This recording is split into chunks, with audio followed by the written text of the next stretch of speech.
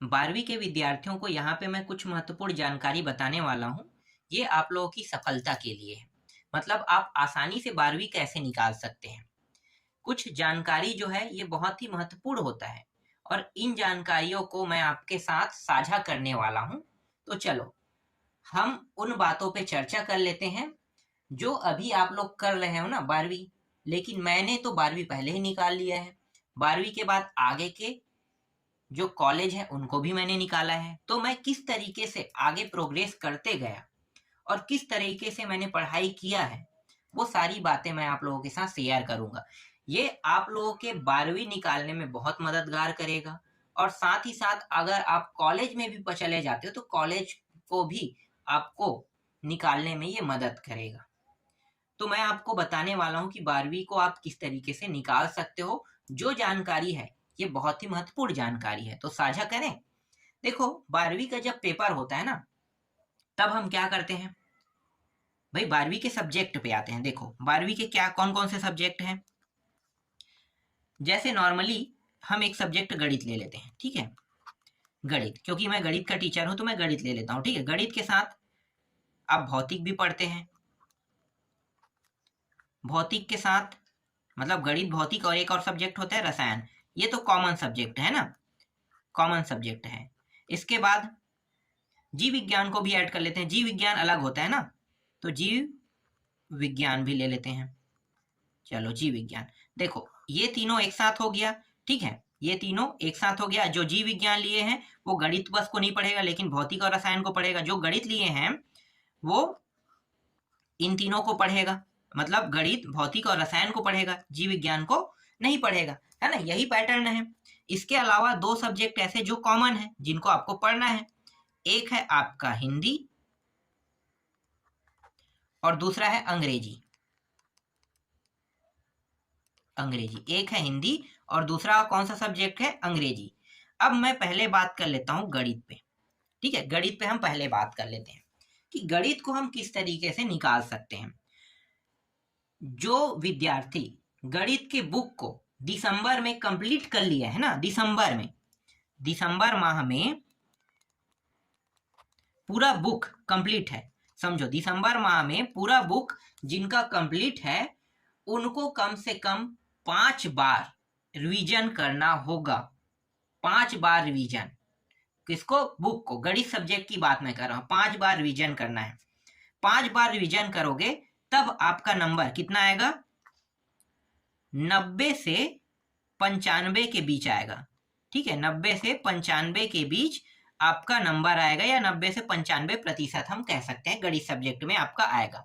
तो 90 से 95 के बीच तब आएगा जब आप दिसंबर में पूरा गणित कंप्लीट कर लेते हैं, तब आएगा, ठीक। क्योंकि रिवीजन के लिए आपके पास पूरा जनवरी पड़ा हुआ है। अब जनवरी जो है वो सिर्फ और सिर्फ गणित के सब्जेक्ट के लिए तो नहीं है। गणित के अलावा आपके पास भौतिक और रसायन है, इनके लिए भी आपके पास रिवीजन का समय होना चाहिए, है ना। तो ये भी दिसंबर में कंप्लीट होना चाहिए, ठीक है। ये भी दिसंबर में, ये भी दिसंबर में, मतलब सभी के सभी, ये जो सभी बुक आपको दिखाई दे रहे हैं ना, गणित, भौतिक, रसायन, जीव विज्ञान, हिंदी और अंग्रेजी, सब के सब दिसंबर में कंप्लीट होना चाहिए। तभी आप रिवीजन कर पाओगे बुक से, तब आपका प्रतिशत 90 से 95 के बीच जाएगा। अगर आपके पास ये ऑप्शन नहीं है तो दूसरा ऑप्शन है जिसमें आपको नंबर कम पाना है पर आप अच्छा नंबर भी ला सकते हो। दूसरा ऑप्शन क्या है, मान लो आपका गणित का ही जो बुक है, ध्यान देना ना, गणित के बुक के हिसाब से हम सभी सब्जेक्टों के बारे में बताएंगे। गणित के जो बुक है अगर आपका दिसंबर में कंप्लीट नहीं है तो अब आप बुक पढ़ना बंद कर दो। क्यों मैं कह रहा हूं, अगर आप अभी भी बुक पढ़ोगे तो आपको पता है कि 5 से 6 अध्याय तो बचा होगा। नवबोध, प्रबोध, युग बोध, ऐसे ही है ना, 3-4 बुक है जो मार्केट में उपलब्ध है और हर स्कूल में अलग अलग बुक चलता है। तो हर स्कूल में अलग अलग बुक है। अगर हम ध्यान से देखें और अध्यायों को गिने तो अध्याय जो है ये 20 से ऊपर है अध्याय, कई में तो 25-26 अध्याय तक है। जैसे कि मैं अभी प्रबोध पढ़ा रहा हूँ तो प्रबोध में तो बहुत सारे अध्याय हो जाते हैं, तो 20 से ऊपर समझो।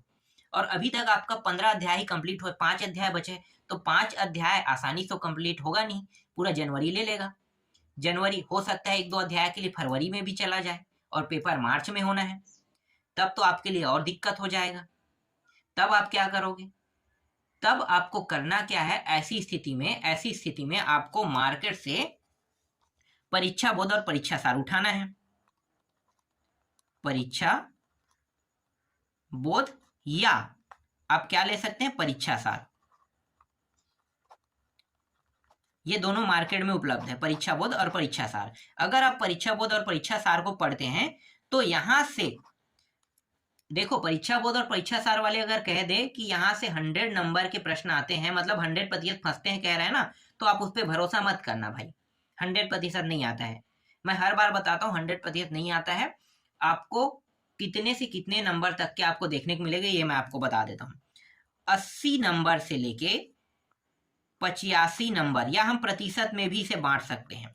ठीक है, गणित के सब्जेक्ट में अगर देखा जाए तो 100 नंबर का पेपर होता है, तो 100 नंबर के पेपर के हिसाब से देखा जाए तो 80 नंबर से ऊपर और 85 नंबर से कम के प्रश्न आपको परीक्षा बोध परीक्षा सार से देखने को मिलेगा। तो आप 90 से 95 तो नहीं पा पाओगे, लेकिन 80 से ऊपर के नंबर ला सकते हो। और गणित के सब्जेक्ट है तो इसका एक बेनिफिट भी मैं बताता हूँ। गणित के सब्जेक्ट का बेनिफिट क्या है जानते हो, अगर आप परीक्षा बोध परीक्षा सार पढ़ते हो तो देखो, आपको प्रश्न वही देखने को तो नहीं मिलेगा जो परीक्षा बोध परीक्षा सार में, लेकिन उससे रिलेटेड बनाने के तरीके तो है ना। मतलब जो प्रश्न परीक्षा बोध परीक्षा सार में वो ना होके उसके जगह कोई दूसरा प्रश्न आ जाता है, बस मान को बदल के, समझो मान को बदल के दे देते हैं, तो आपको बेनिफिट मिल गया। तब आप 90 तक के जा सकते हो या 95 तक के भी जा सकते हो। तो ये बेनिफिट परीक्षा बोध परीक्षा सार में देखने को मिलता है। अब मैं आपको बताता हूं, जब मैं कॉलेज में था ना, कॉलेज में मतलब जब मैं बीएससी करने गया था, देखो कॉलेज में जब 12वीं हम पास कर लेते हैं, 12वीं करने के बाद हम बीएससी करने जाते हैं, बैचलर ऑफ साइंस हम कहते हैं बीएससी नॉर्मल। या तो आप इंजीनियरिंग करने जाओगे या तो आप बीएससी करने जाओगे। तो इंजीनियरिंग करने जाओगे तो भी बुक वही पढ़ना पड़ेगा, मतलब थोड़ा सा अलग रहेगा, टेक्निकल चीज है, लेकिन बुक जो है मैथ से ही पढ़ेगा, फिजिक्स से ही रहेगा, और केमिस्ट्री भी आपको पढ़ने को मिल सकता है। तो मैं आपको बता देता हूं कि जब आप इसको पास कर लो, देखो यहां से आपको बेनिफिट क्या मिलने वाला है मैं आपको बताने वाला हूँ। ठीक है, ये 12वीं निकालने में कैसे मददगार है मैं भी आपको बताता हूँ। देखो बीएससी जब हम करने जाते हैं तो गणित का 3 पार्ट होता है। ये पहला पेपर, ठीक है, एक दूसरा पेपर और एक तीसरा पेपर, 3 पेपर होता है। और बुक जो है ना, जो अभी आप 12वीं में पढ़ रहे हैं उतना ही मोटा बुक होता है। जितना मोटा अभी आप बुक पढ़ रहे हो उतना ही मोटा हर एक बुक होता है। यहाँ पे 1 2 3 3 बुक है, तो ये 3 बुक मतलब 3 पेपर। और 3, जैसे यहाँ पे आप एक बुक पढ़ रहे हो ना, इसी तरीके से इस बुक का 3 पार्ट होगा और इतना ही मोटा होगा जितना अभी आप पढ़ रहे हो। तो समझो 3 बुक है। और कोचिंग करने जाते हो तो जब हम पढ़ रहे थे उस समय कोचिंग का फीस था 2000 रुपया। ठीक है, वर्तमान में 3000 हो गया होगा। ठीक है, वर्तमान में 3000 हो गया होगा। अगर आप अभी कोचिंग करने जाओगे तो 3000 दोगे एक पार्ट का, है ना। और ये देखो, ये 2-2 हजार रुपया के हिसाब से उस समय की बात है, तो कुल मिला के 6000 हो गया।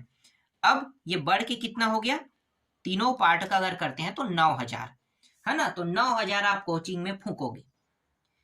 अब उतना पैसा 6000 जो था ना उस समय जब मैं पढ़ाई कर रहा था, उतना पैसा मेरे पास तो नहीं था भाई। 6000 तो हमें घर से ही मिलते थे टोटल, जिसमें हमें रूम रेंट पटाना होता था, घर के कुछ खर्चे होते थे, खाना बनाना, बहुत सारी चीज, तो ये सब चीज हमें करना पड़ता था। तो हमें 6000 में मेंटेन करना पड़ता था। अगर हम 6000 इसी में फूक दें, इसके अलावा भौतिक और रसायन भी है।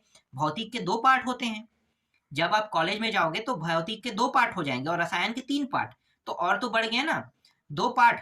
देखो ये तो गणित है, गणित है और भौतिक, भौतिक भौतिक के 2 पार्ट। ठीक है, एक पेपर और ये 2 पेपर। बुक उतना ही मोटा जितना अभी आप पढ़ रहे हो, तो ये पहला बुक इतना मोटा है तो दूसरा बुक भी उतना ही मोटा होगा। तो समझो यहाँ भी 3000 अगर आप देते हो तो कुल मिला के कितना हो गया, 6000 यहाँ पे गया। ठीक है, इसके बाद रसायन, रसायन इसके 3 पार्ट है भाई, 1 2 3। ठीक है, 3 पार्ट। अब हर एक में अगर आप 3-3 हजार रुपया देते हो, वर्तमान की बात करें, उस समय तो 2-2 हजार था, तो यहाँ पे 4 में निपट जाता ना। लेकिन अभी वर्तमान में अगर आप करने जाओगे तो 3 6 3 3 9, तो 9000 में ले लेता हूँ। जोड़ लो, 9 दूनी 18 और 6 24 हजार। 24 हजार आपको देना होगा सिर्फ कोचिंग के लिए।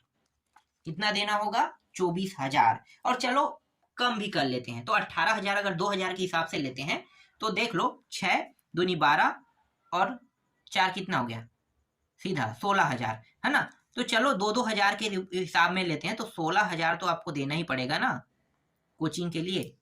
तो 16, ये बुक पूरा कंप्लीट के लिए होता है, एक पैकेज है, ठीक है।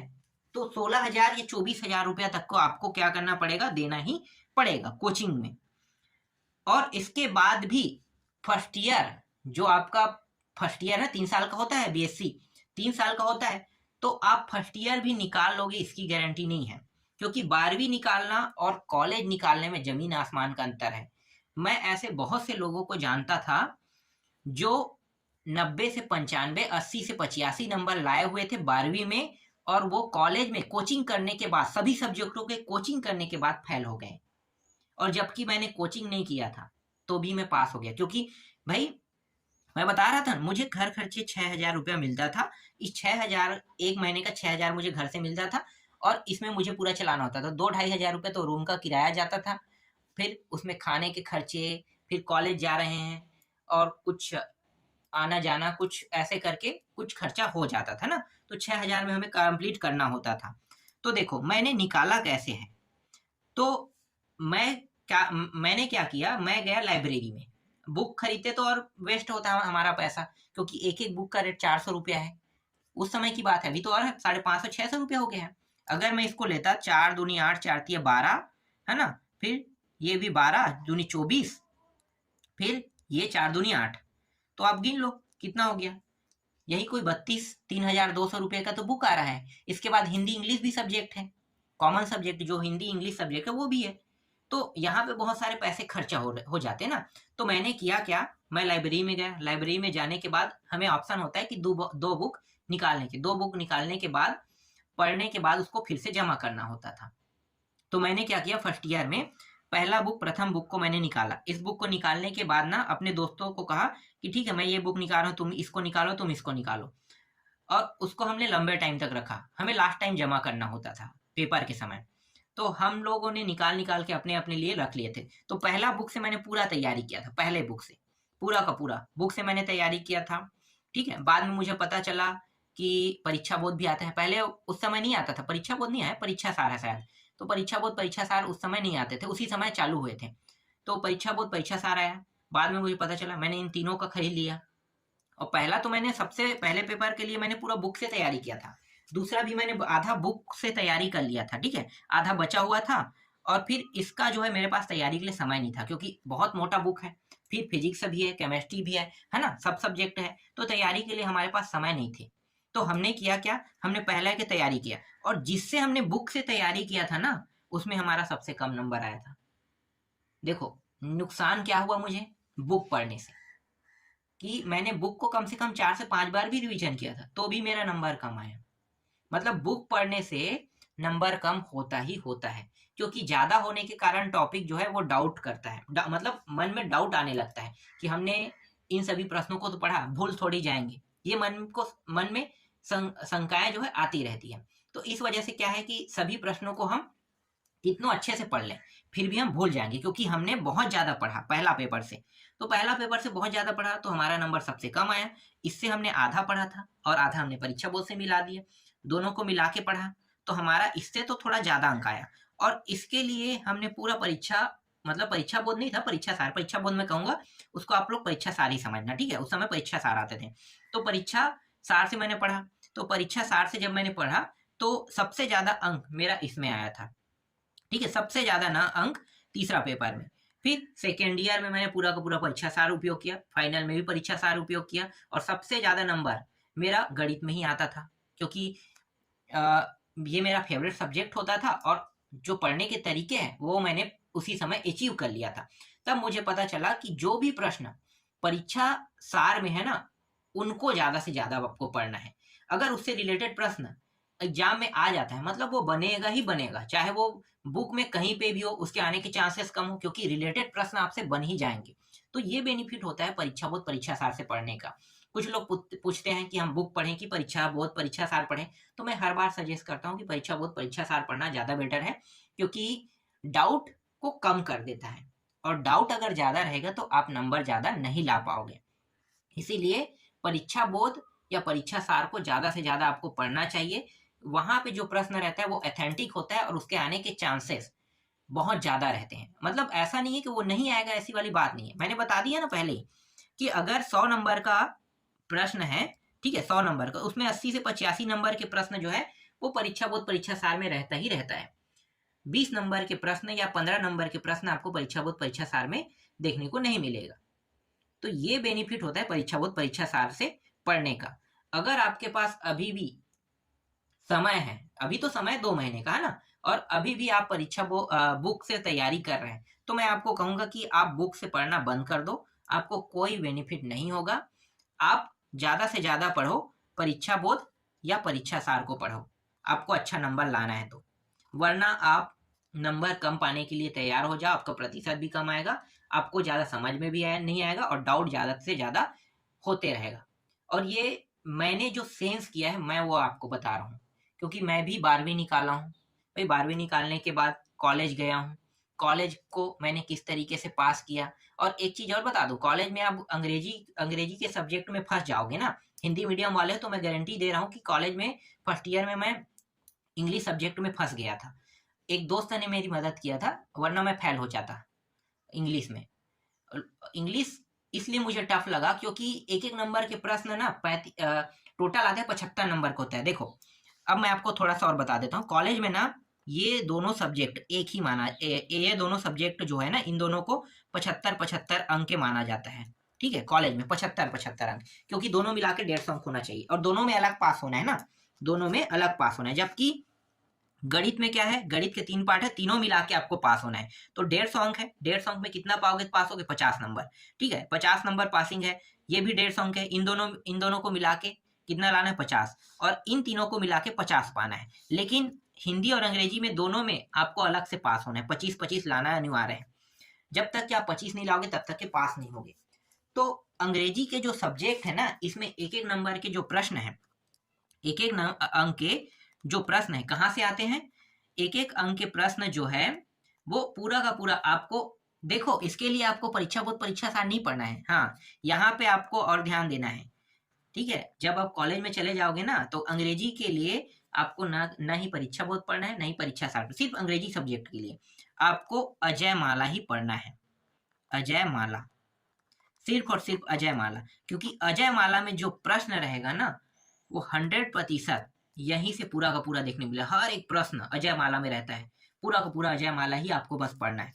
तो अजय माला से पढ़ोगे और एक एक नंबर के प्रश्नों को आपको सबसे ज्यादा पढ़ना है, एक अंक के प्रश्न को सबसे ज्यादा, क्योंकि वस्तुनिष्ठ प्रश्न, सही जोड़ी मिलाओ, और हिंदी में अनुवाद है, अंग्रेजी में अनुवाद है, इस तरीके के प्रश्न आपको ज्यादा से ज्यादा देखने को मिलेगा। और ये प्रश्न जो है तकरीबन 32 नंबर तक के आता है, तो आपका 32 नंबर टोटल क्लियर हो जाएगा, 32 नंबर क्लियर। अब फर्स्ट ईयर में क्या था, जैसे हम लोग 12वीं में थे ना, वैसे ही मैं पढ़ के चला गया। अब बड़े बड़े निबंध थे उसमें बहुत सारे, अब उनको तो हम रट नहीं सकते, बहुत बड़ा बड़ा प्रश्नों का उत्तर है, उनको हम रट नहीं सकते। अब हमने उन्हीं प्रश्नों को पढ़े, मतलब हम उन्हीं के भरोसे चले गए पेपर दिलाने। अब छोटे छोटे प्रश्न है, उनका उत्तर हमसे बन ही रहा था, हमारा दिमाग खराब।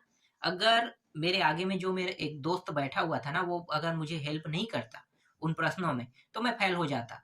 क्योंकि उन्होंने कम से कम 15 से 20 नंबर के प्रश्नों को उन्होंने बताया मुझे, और 10-12 नंबर जो है वो निबंध वाले प्रश्नों के माध्यम से मैंने हासिल किया। कुछ कुछ करके इस तरीके से नंबर बहुत हाई नहीं आया मेरे अंग्रेजी में उस समय, क्योंकि मैं फेल होने वाला था। अगर वो मदद नहीं करता मेरे आगे में जो बैठा था, तो मैं तो समझो कि लुढ़क गया होता वहां पे, मतलब फेल हो जाता फर्स्ट ईयर में। तब मुझे ये बात पता चली कि सबसे पहले हमें तैयारी किसका करना चाहिए, जो 100% आता है और जिसकी गारंटी है, उन प्रश्नों को पहले रट लो। तो मैं सेकेंड ईयर और फाइनल में वैसे ही किया, और उन्हीं अंग्रेजी के जो सब्जेक्ट है ना, जो मेरा सबसे कम नंबर आता है उसमें सबसे हाई हाई होने लगा, क्योंकि मुझे तरीका पता चल गया था फर्स्ट ईयर के बाद। तो ये सारी चीजें मुझे पता चलने के बाद ना, मेरा नंबर बाकी सब्जेक्टों में अच्छा आने लगा। तो ये तरीका होता है आपको क्लास को निकालने का। तो आपको पता चल गया कि क्या करना है, कैसे करना है, ठीक है। और आपको जैसे हमने बताया वैसे ही आपको तैयारी करना है। ज्यादा से ज्यादा प्रश्न जो है परीक्षा बोध परीक्षा सार से आपको देखना है। अगर आपको लगता है आपके पास इसको पढ़ने के बाद आपके पास समय है, तो जो प्रश्न परीक्षा बोध परीक्षा सार में नहीं है, उन प्रश्नों के अलावा बाकी जो बुक में उनको आप बाद में देख सकते हो। अगर आप ऐसा करते हो तो आपका नंबर बहुत अच्छा आएगा।